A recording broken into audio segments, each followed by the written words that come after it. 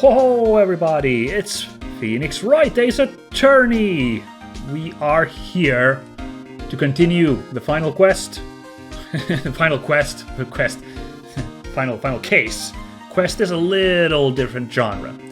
Might we finish it today?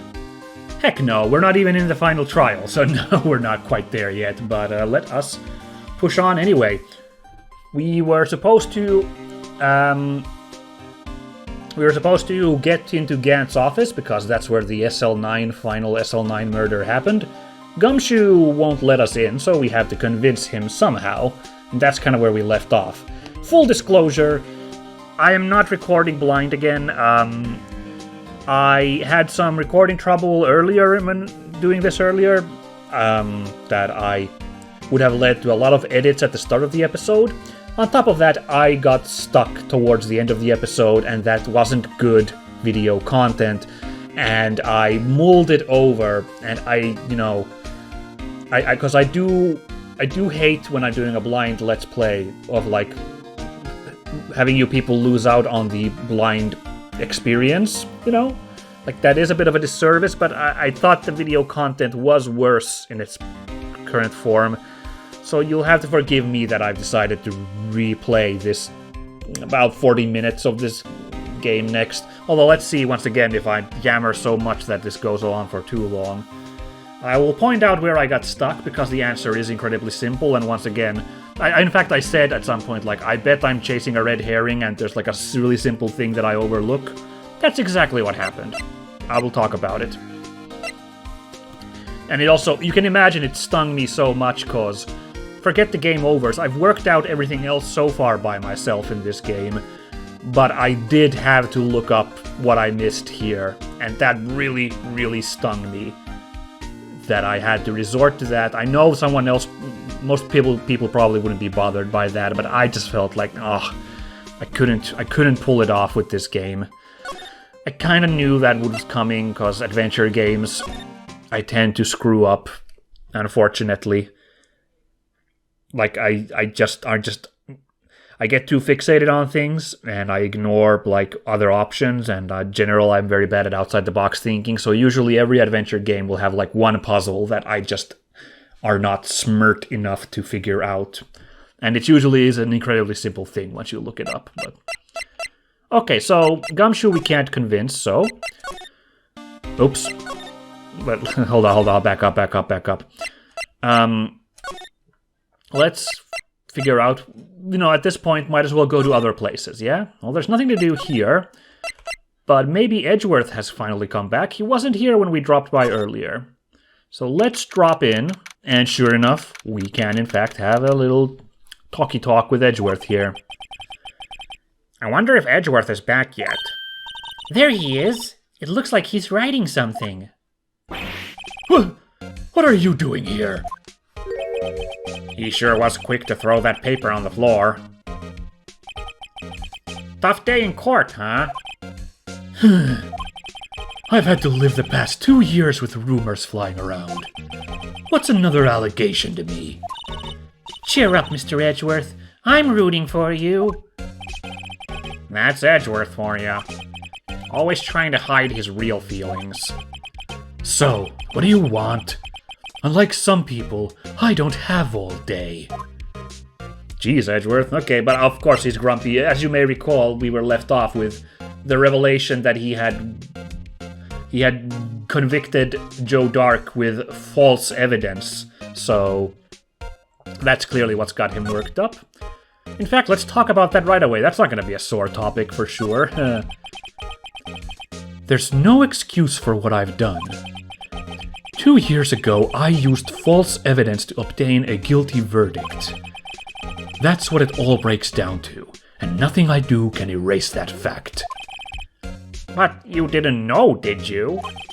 I mean, that the evidence was falsified?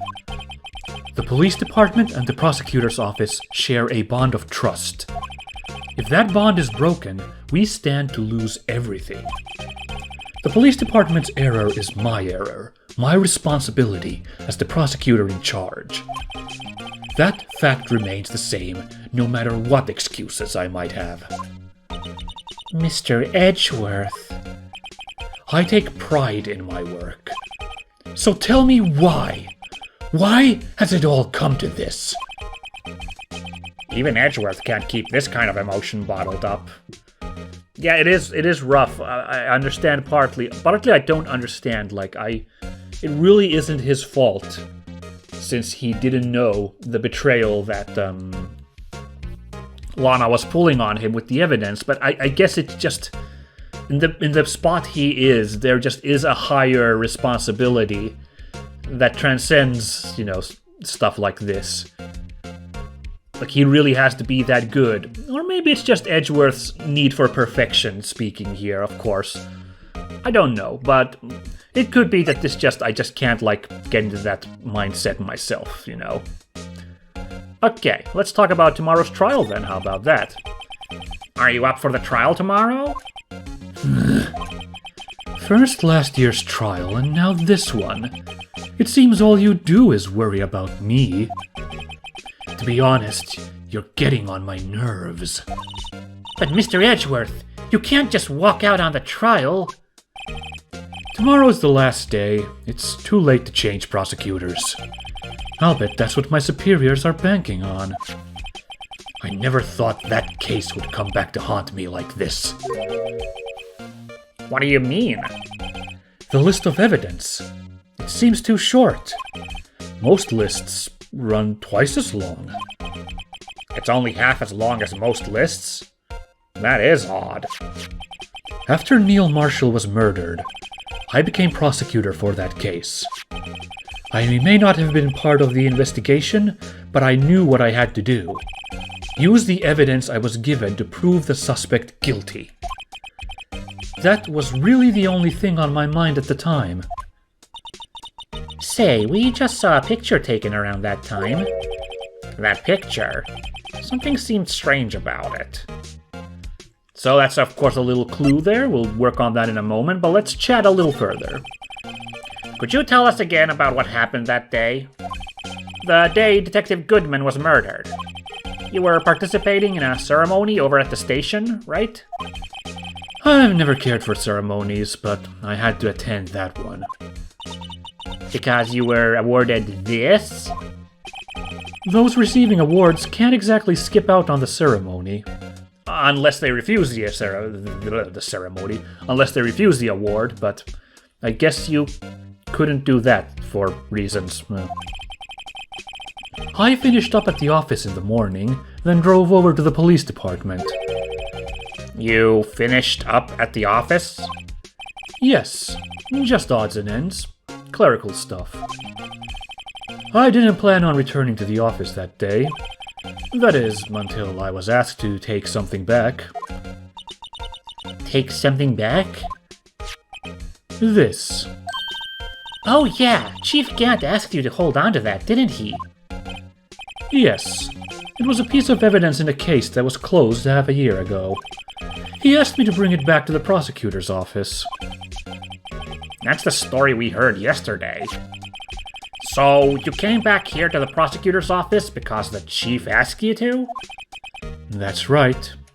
Isn't that curious, The Phoenix, I think, is even getting on here as well. Once again, Chief Gant pops up. We were already kind of smelling something fishy about him earlier. The way he pops up all around this case seems to be involved in it. Or, more properly, SL9, of course. And now it turns out that he was asking this weird favor. I think there's something there, but I do not know at this point.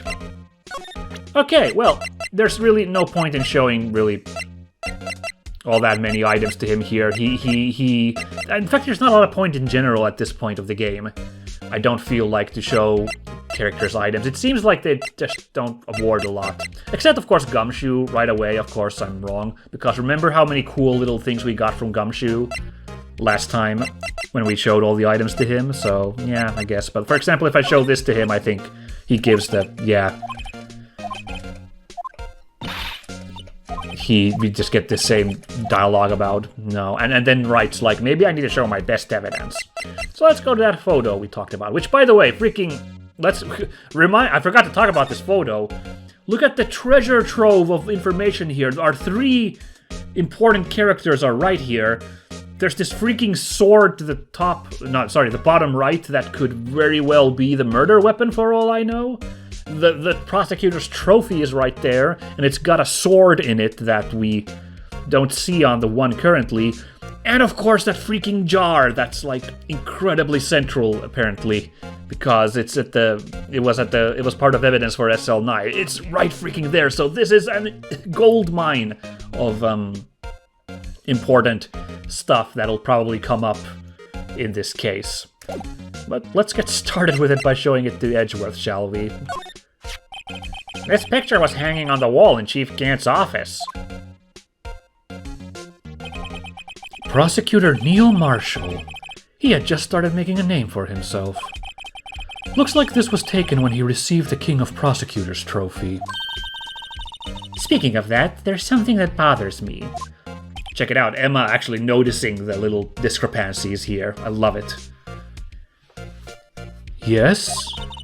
The trophy Mr. Marshall is holding, it's a little different than yours. Yes, you're right. Ah, I remember now. Remember what? That was what the official prosecutor's trophy looked like until 2 years ago. There's a story behind its design. A story? Sounds interesting. Would you mind telling it to us? It's simple, really. Contradiction. That's what the award's based on. So, now we unlock this story, and boy, this is why I'm so sad that I had to re-record this part. But like I said, I felt like the quality was too far gone. Because, no blind reactions for this awesome story that we're about to get. I was like, wow, this is super cool. So let's hear it. Let's hear what this award means. This award originates from an ancient Chinese tale. In Chinese, the word contradiction is written with 2 characters. The first means halberd, and the second means shield. Have you heard this story? This is I haven't actually heard this. I don't know if this is a true thing or not. I'm kind of curious. I'll have to look up the actual word for contradiction in Chinese to verify this, but this may have, I don't know, worked better in Japanese when they have the symbols for kanji available. I don't actually know what the word for contradiction is in Japanese either, so I don't know if it uses these symbols either, but even if this isn't a real story, it's pretty cool, so let's get into it. Me? Oh, sure, everyone knows that. Why don't you tell it, though? For Emma's sake. Very well. I love it that Phoenix is trying to be like, oh, yeah, I'm a smart guy. I'm all well researched in my field. I know what we're talking about. But he's like so slippery. I love it. It's so cute. Look at this sick old ass art right here. I love it. Long ago in the kingdom of Chu, there was an arms merchant. One day he presented the king with 2 items. The first was a halberd he claimed could slice through any shield or armor. The second was a shield he claimed could withstand any weapon.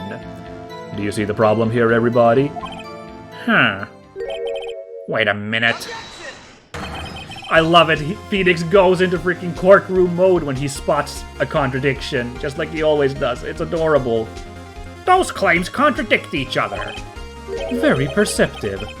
But then again, you've heard this story before, right?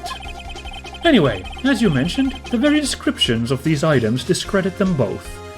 I love that Edgeworth puts a little shade there on Phoenix's transparent attempt at sounding knowledgeable. This whole exchange is delightful. And yeah, this is a classic, immovable object meets unstoppable force paradox, although in this case it's a contradiction, not a paradox, but it's very, very neat. That's why I thought that story was pretty cool. It is like a believable parable, even if it isn't actual based on true lore. Let's go. When the king pointed this out, the merchant was left speechless. And thus the Chinese word for contradiction was born. Oh, I see. So the chipped shield and broken knife symbolize... Precisely so. They symbolize the merchant's items. The ancient tale ends with the merchant at a loss for words. But it's in our nature to pursue matters to their conclusion, even if it results in something as ugly as this. Wow. Thanks, Mr. Edgeworth. I learned something new today. Yeah, I really like that story. That's funny. If that's so, then why were you only given a shield? You'll have to ask Chief Gant. Ah, there he is again, Chief Gant. 2 years ago, he had the halberd part of the award abolished. Chief Gant. So, now the King of Prosecutors trophy is updated with this halberd information, which is a little odd that they referred to it as a halberd, since it's a knife that was on the actual trophy. But, you know, it's an allegorical halberd to be part of this story, you know. And I don't know why Gant had it removed. My first speculation that it's because this is a very symbolic story. I'm like, is there some symbolism that he wants to show by removing the dagger from the trophy to represent one side being removed? Was one, like, crazy idea I had, but then I figured, you know what, also could just be that the knife was the actual murder weapon. It's something like that simple, you know. So let's not be too crazy with our theories. So now we got that lovely story, and those of you who know Phoenix Wright, you're jumping up like, hold on. Don't worry, I will come back here in a moment because I need to show my own folly from before. So don't worry, guys, I will be back here because that was my first mistake that I did in that scene earlier. But let's go now that we got that story. Let's go see if we can use that for anything. Let's go over, but first we're stopped at the parking lot here. And I was like, oh, okay. Excuse me? That's right, of course it's her, because she seems to always hang out down here. So, here we go again. It's Ms. Starr. Would either of you care for a 1/4 pound of roast beef? Miss Starr? I guess she's out of lunches. Yeah, she's just selling raw meat now in a butcher's paper. It's gonna take a little bit more work than your usual lunches than just sticking in an oven. Or, sorry, a microwave to get done. In fact, sticking in an oven is what you should be doing it to it. No, I guess you could fry it on a pan as well, so, well. You certainly are the curious sort, aren't you? Kind of like the first person who sucked a cow's nipple to discover milk. I don't think they had to suck the nipple to do it. I don't know. They may have just watched a cow do it and like be like, maybe I should get in on that. So, Also, I do actually know a person who stopped drinking milk once they found out where it comes from at a young age. So, like, yeah, it is kind of gross. I get it. I don't mind it myself. I'm pretty sure. I don't remember when I learned this myself. I must have known it from a very, very early age, but hasn't ever bothered me, despite, you know, technically it is kind of a gross concept. Still, I never thought you'd go digging up that case from 2 years ago. Everyone in this trial was involved in the SL9 incident. Not only that, but the murder occurred on the very day the evidence from that case was due for transferal. This can't all be attributed to mere coincidence. Aren't you forgetting something? You know, that little scene I happened to witness? The instant Lana stabbed Detective Goodman with a knife. Yeah, like, of course I remember this, but, you know, there's so much fishy involving that earlier case, I gotta work on that as well, because, well, to be honest, I don't have a lot for this at the moment. No matter how much of the... Whoa, wow, sorry. My voice started to crack there. Too much recording today, I guess. Let me take a sip real quick. Okay. So the old esophagus is watered. Let's have another run.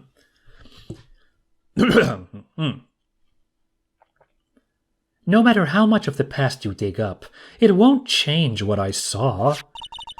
Roast beef is meant to be savored when eaten. Miss Starr's hatred toward Lana. It all dates back to 2 years ago. yeah, like now have some context for it. Like all those detectives got screwed over at the end of SL9, except for Lana, who became chief prosecutor. So yeah. So let's chat it up with Ms. Starr then. Why don't we? Now that she's available, might as well pick her brains on SL9 a little bit as well. Yes, seems like a smart move to do. Let's start with it. Joe Dark. That's a name I'll not soon forget. By the way, I love the little detail that she doesn't have the lunch lady rice ball on her hat, like she's a proper detective in this scene. Really only noticing it now here, and it's neat. We trailed him for half a year. Oh, the pressure. Still, I don't think I was ever more alive than I was then. Those days were steamier than a bowl of hot gravy. Ugh. That amount of gravy is gross. That like feels way grosser than the cow nipple thing. Ugh. Maybe it's because of that one episode of Ed, Ed, and Eddie where Double D falls into Ed's bathtub, and it's like up to the brim with gravy, which was gross scene. Gravy! Buttered toast is the other one, of course. Anyway. Poor old Jake Marshall, though, must have been going through hell. You mean because of his brother's death? They were close, those two. After Neil died, something took over Jake. He became possessed. Oh, obsessed. About the same as possessed, it's fine. Seeing Jake like that made her all the more desperate. Her? Lana Skye. My sister? The best of the best were put on that SL9 case. Of course, they were led by that legendary duo. There it is, that freaking JoJo pose for these two again. They're so cool. Lana and Chief Gant. Okay, well, let's talk about what happened afterwards. That legendary pair was the reason we were able to keep up our investigation. That's why we were so shocked over how it turned out. You mean with the forging of the evidence? Don't get me wrong, Joe Dark got what he deserved. Still, it was obvious the evidence produced in court was being manipulated. Items our team never found would suddenly appear, while other items were kept secret. But you don't have proof anything illegal was done. I'm proof enough of what happened. Huh. After that case, all of us save Goodman were relieved of our duties. Most without even so much as an explanation. Then Lana Skye transferred to the prosecutor's office and became chief prosecutor. Lana always wanted to be a prosecutor. Nothing's quite as simple as it appears. Huh? Lana Skye was merely being used as a pawn. That's my take on the matter. She was being used? So I've been kind of feeling this earlier, and I love that this comes up here finally, because that would kind of explain, it's not proof, but it would kind of explain what happened in that parking lot and also absolve Lana of the murder of Goodman. Like, obviously Lana is in deep. She has forged evidence.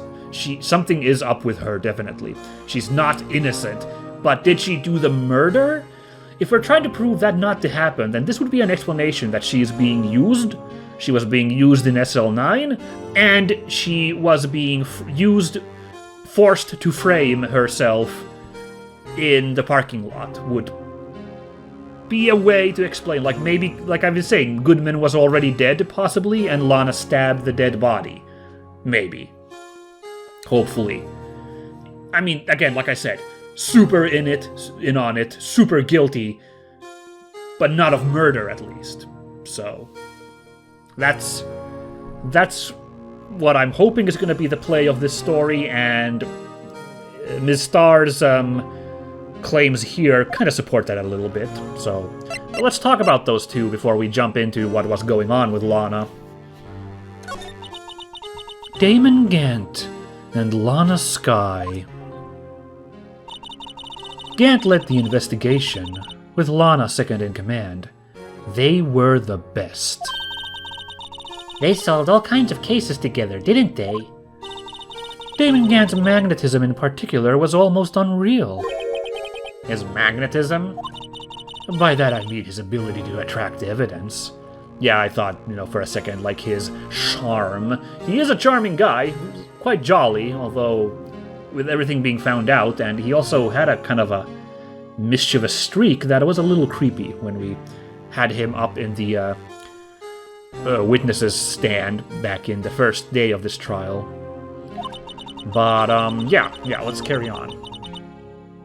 He'd produced the most incredible evidence in the cases he handled. Incredible evidence? You mean? Yeah, I was wondering this, like, we've been blaming Lana so much, but there's been very little discussion about Gant's involvement in all the forging.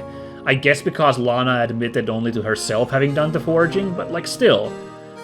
You can't at least ignore the possibility that Gant was also in on all of this somehow. Like, you can't leave that unexplored, that possibility, right?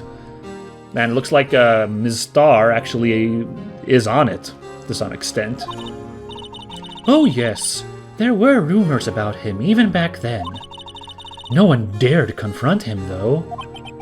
I take it she's talking about forged evidence.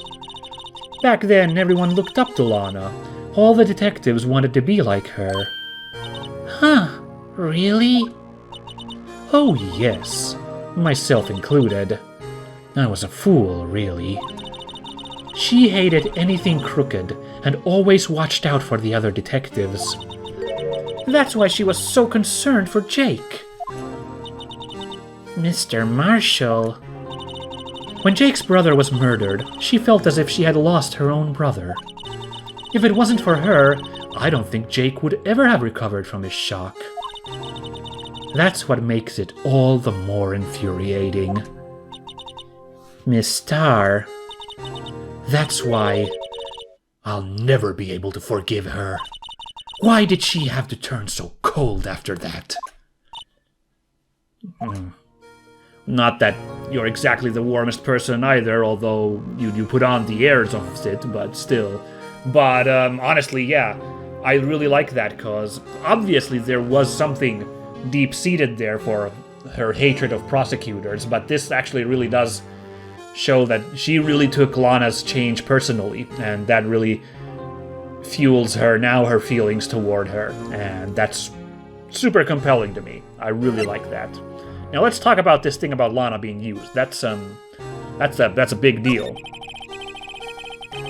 Lana transferred to the prosecutor's office 2 years ago, didn't she? My emphasis was a little wrong there, but look, cut me some slack, okay? We'll let it slide this time. Yes, thanks to Chief Gant's power influence. Powerful influence, man. Okay, never mind, don't cut me slack. I'm screwing up all day today. Chief. That's right. Having solved the SL9 case, his position as chief was secured. There was only one thing left for him to control, and then no one could stand in his way. The prosecutor's office. What? You mean that's why Lana was transferred? I like this theory, this explanation, that Gant is starting to come off as a little power-hungry here. So if he has Lana under his thumb, he puts Lana in that prosecutor's office, and now he has de facto control of the office. That's fiendishly clever, if that is the case. If he could control the chief prosecutor, he could control the prosecutor's office. That must have been his goal all along. But how could he control Lana? I don't know, but one thing's for sure. Ever since that case ended, she's never been the same. It's only logical to conclude. There must have been a reason for her change. I mean, of course, yeah, her carrying the guilt of forging evidence definitely would affect a person's personality. Plus also chafing at being blackmailed, if that is the case. Yeah, it all adds up. Definitely.